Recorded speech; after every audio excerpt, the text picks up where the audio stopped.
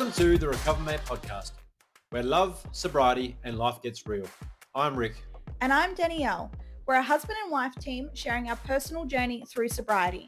And together we are having all the difficult conversations that most people are too afraid to have in their relationship. We're diving deep into the hard stuff, from our own past to recovery, parenting challenges, finances, and everything in between that comes with building a life together.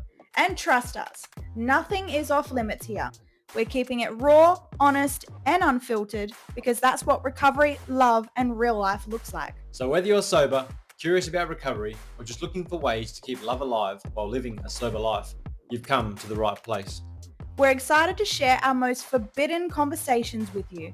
So grab a seat, buckle up, and get ready for the kind of discussions that you won't hear anywhere else. Let's go!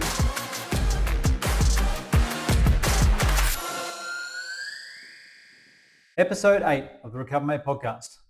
Can you believe we've gotten this far? Yeah, 8 whole episodes, 8 weeks, and we've covered some awesome topics. Yeah, it's certainly been a journey, but it has been fun. Yeah, and I think as well, having covered what it's like being married to an alcoholic, the history and the lead up of deciding to go sober, and also what that journey has consisted of. I'm actually quite excited just today to talk about what it's like to have and to build a community of people around you who are also sober. Because I almost feel like a lot of people don't realize that when you do decide to go sober, yes, there'll be maybe a select few of people in your life who have been long-term friends and will support you in your journey of life, no matter what you do.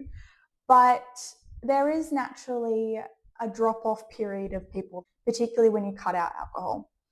And it's really, really awesome when you can create a different circle of influence of people living their lives, not with alcohol, but a community of people that you can draw inspiration from to live a really amazing life.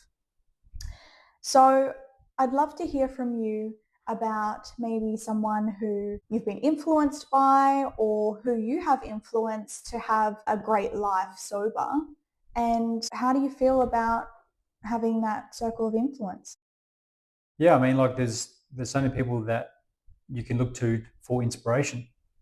I mean, I'm heavy in sports.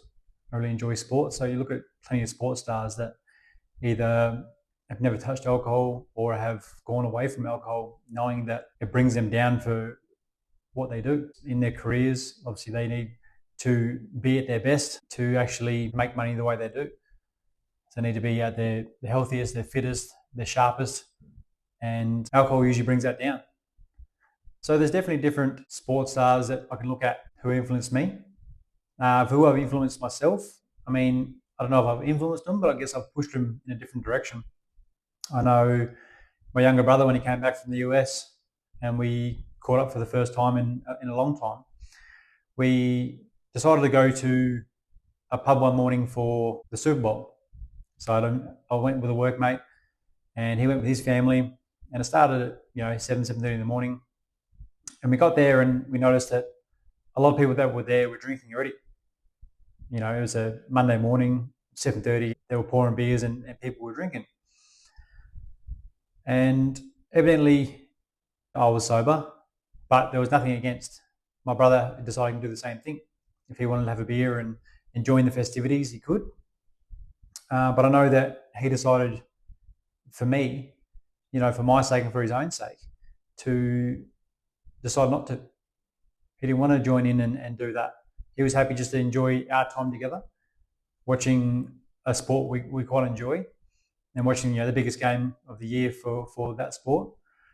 And we just enjoyed each other's time. We both got a coffee and we watched the game and we got some burgers together and we had a Coke and that was us for the day, and we really enjoyed just spending that time together. And since he's been back, which has been the last year and a bit now, I know he's made a real conscious effort not to drink when I'm around. And I know that's just because he's supporting me. And I've asked him that question before, and he said it is to support me in my journey, and really appreciative because not that I ever expect him to do that, and not that I ever told him not to do it, but he's just done it out of pure love for me. That's where he feels he can help me in my own journey. That if he doesn't bring it in at the same time and doesn't drink while I'm around, it's potentially not allowing me to want to do the same thing. So hats off to him, and obviously love him very much. And it's so nice to have that support from a sibling. Yeah, absolutely. So coming back to the Super Bowl, did it change the experience by not drinking alcohol? Like, do you think you guys had any less of a good time? Or, I mean, you've watched the Super Bowl before and you've done it drinking. So what was the difference between the two? I guess I can tell you what happened in this particular Super Bowl. No, look, we had a lot of fun. We had a lot of fun just talking and hanging out and just enjoying the game, not being surrounded by the influence of alcohol on us. So we noticed that everyone around us was drinking, and by the end of the event, they were very intoxicated by the end of it. So it was just nice that we could just chat afterwards and not allow, I guess, those egos to come in and have to make a day of it or that kind of thing. Where I know before, I've watched plenty of Super Bowls over the time, where before you would, make a full day out of it, and then by 2:00 you might be, rolling home and not in a good state. So for the game in general, it was just really nice for us to then just talk about it, enjoy every play that happened, not be stressed about running to the bar for the next beer, and we really had a great time. We really enjoyed it. This was last year's Super Bowl, and then this year's Super Bowl, he happened to come over again. His team was in there, and he's a big Philadelphia Eagles fan, so we're both off on days off at that time, and he happened to come over and watch the second half with me because he really wanted to again enjoy the experience of us watching it together, evidently watching his team win. So that was a really fun experience. And I made you guys both coffees. You did.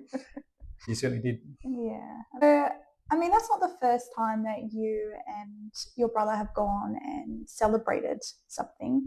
So last year was the AFL football grand final, and both your teams, childhood teams, got into the final, which was very exciting. And you both decided to make a whole weekend of it and go away into the city. And that must be a very heightened experience, because if we think about football culture, naturally people are drinking more. I think I looked at the statistics of how much alcohol is sold over the weekend of an AFL grand final, and it spikes by 25% and above. So how was your experience with that? I know you went night clubbing amongst other things, so I'd love to hear more about that. Yeah, like you say, both our teams got in. He was a Brisbane fan, I'm a Sydney fan. So it was head-to-head, which was quite fun.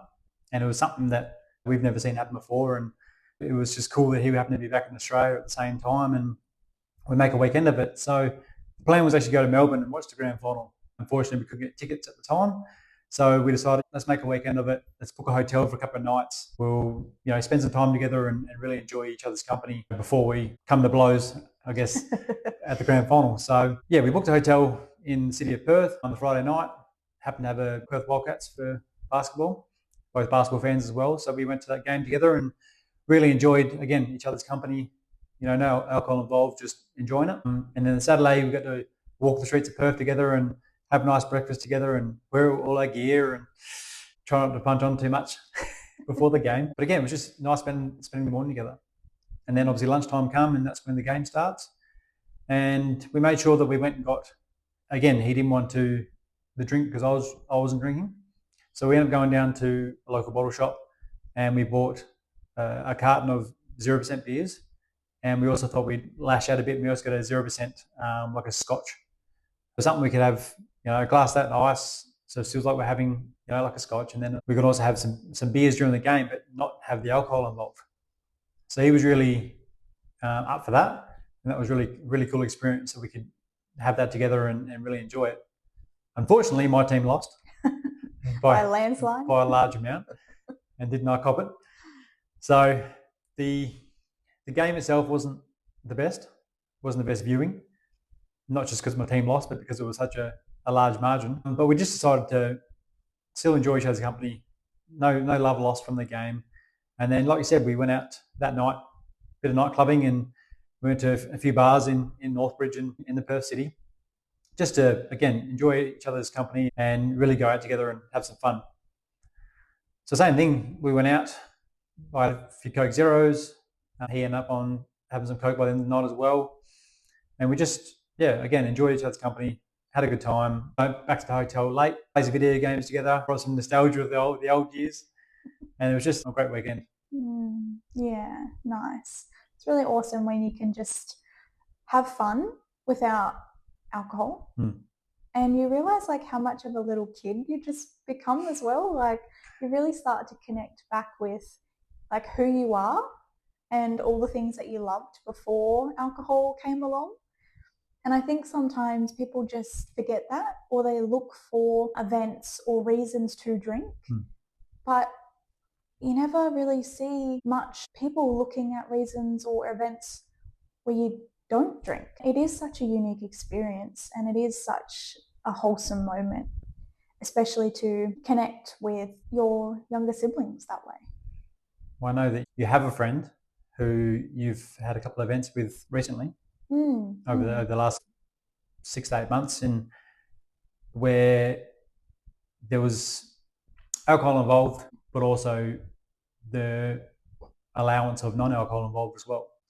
Yeah, so I had a very exciting year last year with both my younger sister and my childhood best friend getting married within a couple of months of each other. And with that, obviously, there's hens parties, there's engagement parties, and then there's the wedding and there's the dress fitting. So all of these events, as you know, leading up to a wedding was 2 times the amount for me last year, which was just so amazing in itself.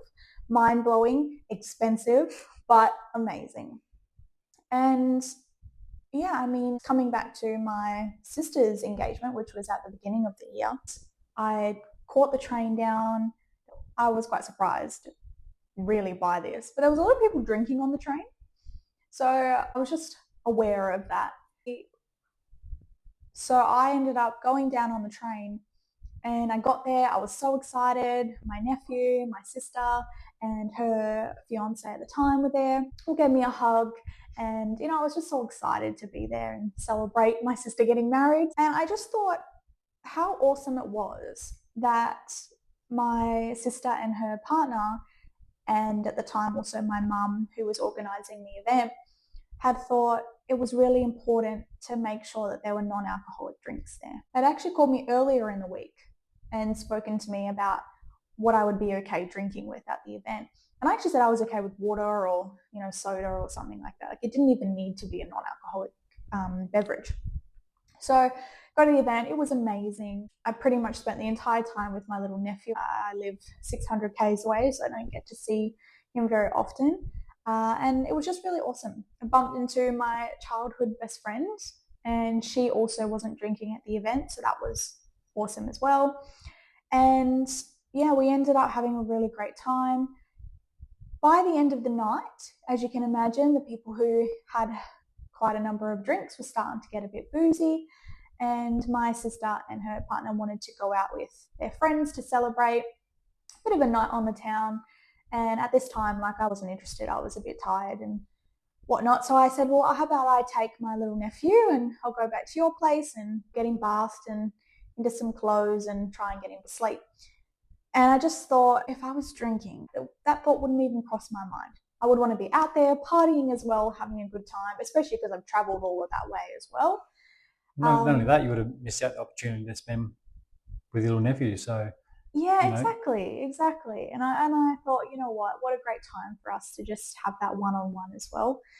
And my best friend was so excited to see me. So she was like, I'm going to come over and we can sit and chat and have a cup of tea and play with little Bub and just enjoy the evening. So that's what we did. We couldn't get him to sleep for the life of us. So he ended up staying with us until about 1:30 in the morning, having the time of his life. But it was just a really nice moment. And I know how much it meant to my sister and her partner. They could go out and spend that time together and know that everything was okay. Later on in the year, I had 2 hens parties. So as you can imagine, they were absolutely crazy. One was actually in Perth City, which was awesome. So I got to spend some time again with my sister and a couple of her close friends doing some party activities, and we actually went in night clubbing. And I remember one of the girls had come up to me about halfway through the evening, and she's like, "Oh, it's my turn to get some drinks. Like, what are you drinking?" And I said, "Oh, look, I'm just having a lemon lime bitters." And she's like, "Oh, okay, like, are you done drinking for the evening?" And I was like, "No, actually, I don't drink, like, at all." Like, "Oh, really? Like, for how long?" And I'm like, "I think it's been about 2 years now." And they were like blown away, because this girl who I was talking with, I actually knew her. I went to school with her, and she knew me and knew my early party days, and she was really surprised by that. So I just thought, I'm not allowing the fact that I'm not drinking alcohol to affect me having a great time. Oh, and I've seen some videos. You were having a great time. It was. It was like a whole lot of mums gone wild situation. But yeah, and then the same thing, I ended up, I think it was about a month or so later, traveling back to the hometown, putting on another hens party. It was the maid of honor for my best friend. And again, like, she knew I wasn't drinking. I wasn't going to get in the way of her not having a good time. So yeah, I just organized my own drinks, and again, didn't allow the fact that I wasn't drinking to affect me having a good time. No one knew until it was time that, again, all of us were like, let's go and out and nightclub and have a good time and whatever else, that I'd offered to drive everyone. And that's when a few light bulbs had sort of come up, and it was like, "Oh, what have you been drinking the whole night?" And then again, I was like, "Oh, actually, I don't drink." And so many of the ladies like gathering by your dance moves tonight and your energy, like, I would have had no idea. So I ended up driving a few of the ladies into town. We all had a good time, got in, had a bit of a boogie. Girls had a couple of drinks. Everyone was just having a really, really good time, as you would expect on a hens night. We actually had bingo cards. So we had certain things we had to cross off, like take a selfie with such and such. And, I can't even remember, but it was just a really, really good time. It got to later in the evening, and I can't quite recall, but there was a big brawl happening in the middle of the street, which, by the way, is a very common thing to happen, especially on a weekend. And that actually blocked off the road, so no cars were coming to and from, because there was just these massive brawls happening. As you can imagine, young teenage kids, I think there was like a football tournament on or something like that. So it was a lot of like younger, maybe 18 to 25-year-olds, all intoxicated, got into a fight over the football game about something, and they were all just brawling. I'm talking about maybe 50 to 100 people in the middle of the road. And I'd said, "You know what, girls, don't worry about waiting for a taxi and waiting in the middle of the road. Like, I'll just drop you all home." And they were like, no, like, it's too much. You've done so much already, and it's late. Like, and I had to drive back home early the next morning. By this time, it was about 2 a.m. And I was like, you know what? I would just feel better if everyone got home safely. So I think there was about 6 of us in the car. I drove up one end of the town to the other end of the town, dropped everyone off, and made sure the bride-to-be was well and truly looked after. And we got back to her place, and I'm making sure she's got her electrolytes and she's taking her Panadol, and she's chatting away to me about what a fantastic night she's had. Just like the mum you are, yep. Yeah. And I just remember this moment, and she just gave me a hug. And she goes, "I just love you so much. Thank you so much for letting me just let my hair down and have a good time." And I know in that moment how much that meant to her, because she's always the one that's so responsible and takes care of everyone else and always does the right thing and never lets herself really have a good time. And side note, she's also not a big drinker. So this was, like, in our entire life, this was the most intoxicated I've ever seen her. And I've known her for 15, 18 years, maybe even longer. And I think that's the worst state I'd seen her in. Yeah, exactly. It was hilarious. Exactly. And like, I think as well, I love her and I know so much about her. So it wasn't the fact that she was drinking. That was beside the point. It was just such a wholesome moment seeing her so happy. And the next day, I mean, she was paying for it tenfold. So, had a good chuckle about that. And I got up at 7 a.m. So I think I had about 4 hours sleep. And I drove home. And I just remember talking to her a few days later. And she was just saying, it was a great time. She had a great time. And, she thanked me a lot for that. So it does matter that the people that you have in your life. And it's very easy to just go, oh, well, they're not drinking, so I'm going to cut them off. But it's also looking at, okay, how much can they support us in the capacity they can? And I really look at that. I look at, my sister who's in her early 20s. She's going through a lot of celebratory events. Understandably that she would like to include alcohol in that. And it's not my place to make her wrong for that. Likewise, for you to make your brother wrong to go and have a drink in the club. But it's just about knowing that we can still have a good time and give ourselves permission to have a good time and be around the people that we love. Like you say, it's not about either you cutting someone off who doesn't drink anymore or you who doesn't drink anymore cutting off people that do drink. Because believe it or not, you will influence people if you're not drinking anymore. People either slow the drinking down. No, this isn't everyone, obviously. Some people still will do their own thing, but a lot of people will see you not drinking, either not drink with you or at least slow it down knowing that you're not drinking because you're not going to go to the same state that they're in. And they don't want to look like fools, I suppose, in terms of getting drunk around you when you're sober. So don't think that you have to hide yourself away from everybody or that you can't have a good time with people that do drink, because you can. You're living proof that you can. The events, and this is only a few events you're bringing up now, there's been others as well, like both weddings we went to last year, and then just other events you've had with your friends where you can go and still be the life of the party without having alcohol as well. Absolutely. And does it take a red hot moment to get there? Yeah, it does. It is having to look at, like you mentioned before, your why. Why are you doing this? Why are you choosing to live a sober life? And I remember when I decided to give it up and I thought, fuck, if I can give it up, he'll do it. Ironically, at the very beginning, that actually didn't work. I actually remember you still being in a place because you hadn't made the decision yet that you were going to remove it. Yes, you slowed down, of course, naturally, because I wasn't drinking much and that's how we connected. But I did find in those moments that you had gotten some clarity about where the relationship was at, where we were at. And I think in that, the most amazing thing happened. I was able to stop worrying about using the fact that you're an alcoholic and I wanted you to quit so badly as a reason why I didn't do it. And when I really started to look at my own life and my own stuff, I was like, I need to do this for me. I need to make this choice that if I'm going to live a sober life, I have to be okay with the fact that you may never be sober. And I remember how hard that was.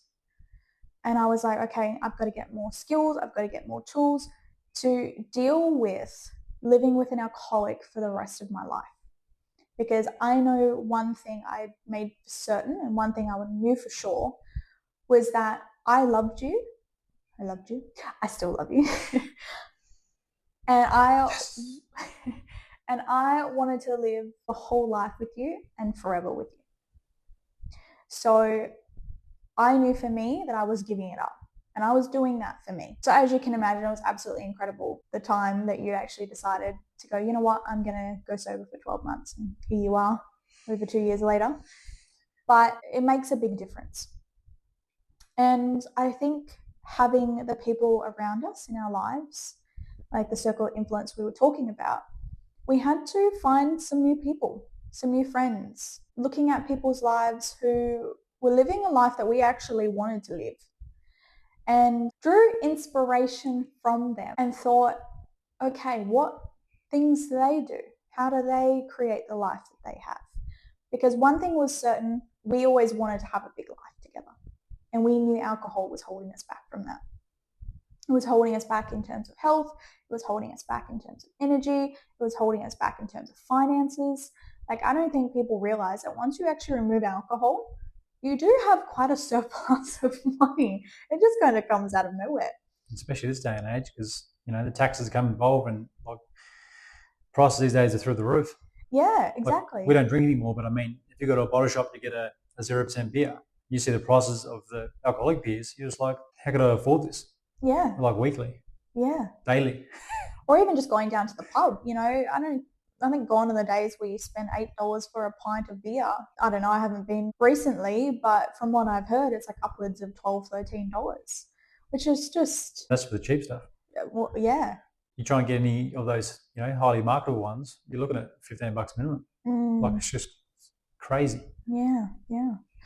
And I think it's important to mention that we were able to clean up a lot of our debt and also save for our first home by removing alcohol.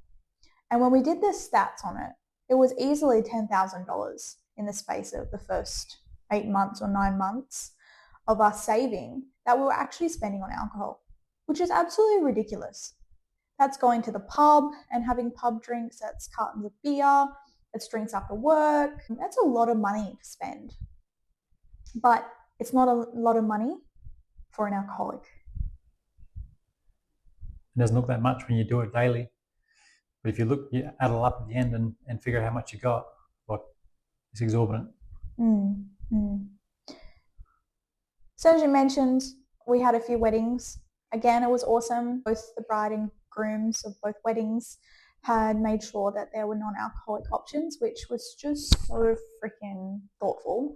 And again, we had a great time. We were on the dance floor at both events, not letting alcohol affect us. It was also good to have, you know, the kids came to both of them as well. So both our kids on the dance floor boogieing and being the stars of the show. But it's enjoying the time with them while sober as well, because many times before where we get drunk and then we may have the kids there, or we might want to not have the kids there so we could get drunk. So it was just enjoying the time with them and allowing to connect with them better in terms of how they were feeling.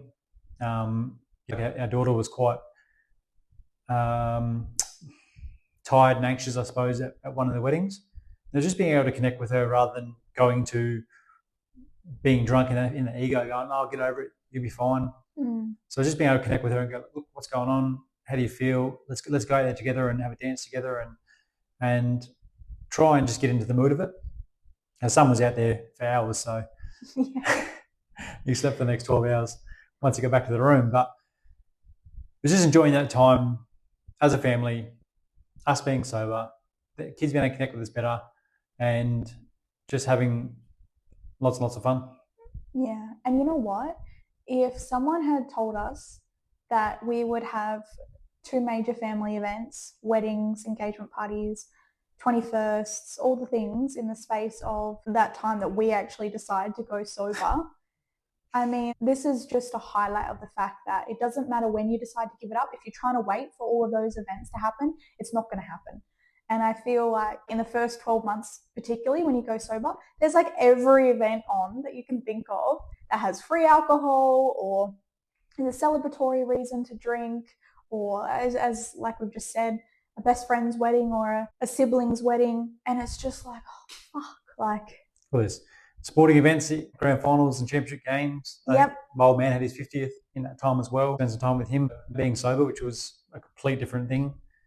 We got to take him go-karting as a family, and me and him got to race each other, and we got to go out for lunch together. And it was just a beautiful experience for the fact that we could spend that time together, and he was conscious enough, knowing that I don't drink anymore, that he decided not to drink as well. Mm-hmm. So it's just a beautiful moment, and like it's something you almost take for granted, I suppose, because in the moment we didn't realise it.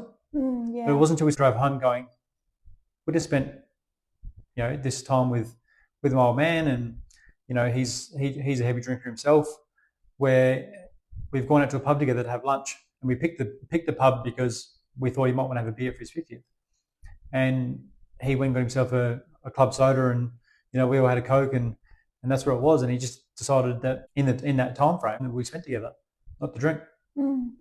And it's just, like I said, it's just a beautiful moment because we've always connected through alcohol. But for this time, he just decided consciously, unconsciously, that he's not going to drink today. At least when we're here and we've decided that we've gone sober. So it's just it's such an awesome thing. Yeah, absolutely. And the biggest message I think the listeners can take away from this is just because you're going to go a period of time without alcohol, or you're at a point where it's like, my relationship with alcohol is just done, that doesn't mean that your life is over. It doesn't mean that you can't go on and still enjoy yourself at these events or can't still celebrate. It just means that you do it by drinking something that's not alcoholic. And it's like anything, the more that you practice it, the easier it becomes. Just enjoying the moment for the moment. Like, you're there for a reason. You've gone there to enjoy some time with someone, to celebrate something, either a birthday, a wedding, whatever it is. Enjoy that part of it. Not what you have to enjoy that part of it. Yeah. And I mean, I've always thought that the only way for me to have fun was alcohol. The only way that I can bring out this fun side of me was to drink and be in a certain state where I didn't care and it was all carefree and let's just party on. But I've noticed now that I've had more joy in life, just in everyday life, since I've been sober. Yeah. So it's something I guess I've learned through this journey of being sober, that you don't need it to have fun. Absolutely. I agree. Also, I love to shout out the people in our lives who have been super supportive of our journey. So first and foremost for me, I want to shout out to my best friend, Jess. I thank you so much. It's been absolutely incredible having you around and in my life still after all of these years, and the amount of growth and crazy stuff that we've been through together. To be here still by my side and supporting me in my sober journey, I'm just beyond grateful, and I love you so much. You're supportive of us. Yeah. And us as a family. She's always been a part of it. I think she always will be. Absolutely. Also to my family, so my mum, my stepdad, my sister and her husband. Guys, like, it's been awesome. Thanks so much for, us as a family. Every year there's an event of some sort, but I know that you guys really think of us and really cater for us, and the fact that we don't drink. And I don't think we've ever really sat back and thanked you guys so much for that. So yeah, thank you guys. Also to our circle of influence, the people in our lives, the people we work with, the people that are just a daily inspiration, who help us and guide us and support us, coach and mentor us as well. You guys have been such a massive support of us on our personal journeys and in our relationship together, and we couldn't be where we're at right now without you guys. So thank you so much. Yeah, well, my mum first and foremost. I mean, she was the one that pushed us to go to that personal development 5-6 years ago. And without that personal development, we definitely wouldn't be here we are today. We probably wouldn't be married. We're happily married like we are now. So, I mean, that first push was the greatest restart to our relationship. And then evidently gave us this chance to become sober. And to even be on this podcast probably wouldn't happen either. Well, she's like our number one listener, isn't She's always so excited when the episode comes out and gives us feedback. No, it's awesome. Always on the socials. Yeah, we love you. Obviously my brother. I've got 2 brothers and a sister. I love them all very much. 2 of them are still back in the hometown, but the one that's here in Perth has been a big influence for me since he's been back. He spent a long time in America following his dreams, and then he's come back to Australia, and it's been great to be able to spend some time with him. And he's been a big influence in terms of getting me back into my health and fitness again. He's a bit of a health and fitness sort of freak. So he's good to Got that, Bill. so he's good to lean on, I suppose, when it comes to certain things. And he helps me celebrate my accomplishments. Yeah. I mean, I accomplished something in the gym the other day that I hadn't done ever, and he was the first person to be by my side, support me, and picks me up. He's got a massive heart. Take your shirt off his back to help you. So mad love for him for everything. He's obviously a big listener of this as well. Exciting times. But like I said before, my old man, like I didn't realise for a long time the support. Like I've stated, like he still drinks. I suppose that's still his journey, his choice. But the support from him has been the fact that when we do catch up, doesn't matter where we catch up, he still makes a conscious effort not to drink around me, and a conscious effort with the kids to not bring up alcohol. Yeah. Which has been something that I did ask of him when I first started my journey, because I knew that for me it's going to be hard, especially with him, to give it up, or being around him to give it up. So something I asked of him 2 years ago, and he's come in tenfold with that. And I haven't really said that to him. He doesn't speak a lot, like on socials, or he won't tell me certain things, typical Aussie bloke, but he's put it in action. And action speaks louder than words. So big love to him for what he's done after the conversation we've had. Absolutely. And that is a big deal. The final people that we need to send a shout out to is the relationship code team. They have been a massive part of everything that we do. It threads in all aspects of our life in terms of parenting and relationships, inspiring us to go sober. It was one of their events that was the one that you went to really lock in the fact that you weren't drinking. To Brett and Marie Jones, particularly, who are constantly soundboards for us and everything that's going on in our lives. Constantly kicking our asses. Yeah, with love, of course. But yeah, I mean, they've been massively influential on us deciding to live a sober life, and a big life at that. And lastly, but not least, my emotional and personal soundboard, someone who inspires me all the time to look at the parts of me, loves me for the messiness, loves me in the ugliness, but... Your boo. Yeah, my boo.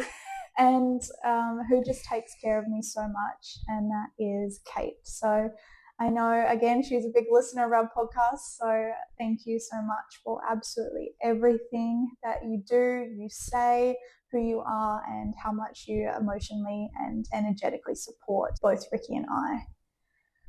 And you. Me. Like, this is just an incredible journey, and I'm so entirely grateful that we're on this path together and we're doing life together and committing to having a really, really amazing life.